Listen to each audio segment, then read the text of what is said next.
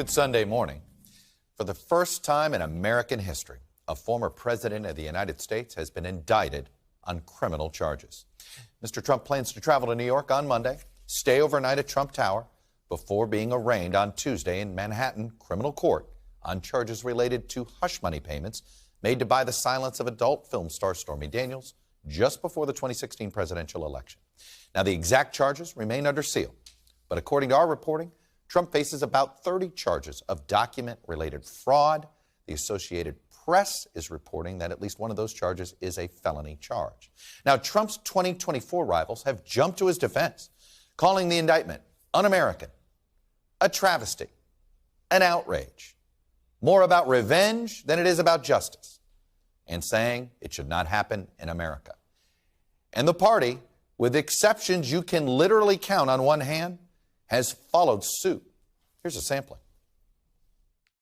The unprecedented indictment of a former president of the United States on a campaign finance issue is outrageous. It's the archetypal abuse of the prosecutorial function to engage in a political hit job. They want a picture of Donald Trump in handcuffs. They want a mugshot. Now he turns around purely for political purposes and indicts a former president on misdemeanor offenses that they're straining to try to convert into felonies. This is going to destroy America. It is notable that Governor DeSantis conceded that Trump may have committed misdemeanors. Trump's indictment and subsequent trial will be a test for the rule of law. Will it further divide the nation or signal that no one is truly above the law? Recall that Senate Republican leader Mitch McConnell, who has not commented on the indictment since it was reported on Thursday, but we should remind you what he said after voting to acquit Trump at his second impeachment trial. We have a criminal justice system in this country. We have civil litigation. And former presidents are not immune from being accountable by either one. By the way, it's worth noting, being charged with or even convicted of a crime would not disqualify Trump from running for president or even from serving as president. So what is the political impact? Well, the Trump campaign is trying very hard to act as if this is helping him. They've even circulated internal polling to the press this weekend, showing that they are somehow increasing their lead over Ron DeSantis in the primary.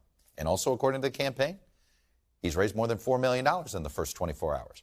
Of course, after the indictment. Of course, it was thanks to this flood of fundraising solicitations.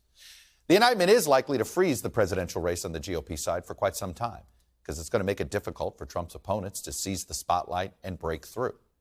And part of the reason for that, a whopping 72% of Republican voters still believe that to twice impeach Donald Trump has had mainly a positive impact on the GOP. That was according to a new Quinnipiac poll released this week.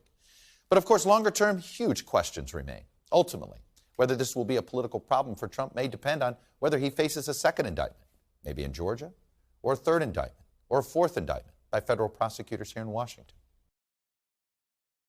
Thanks for watching our YouTube channel. Follow today's top stories and breaking news by downloading the NBC News app.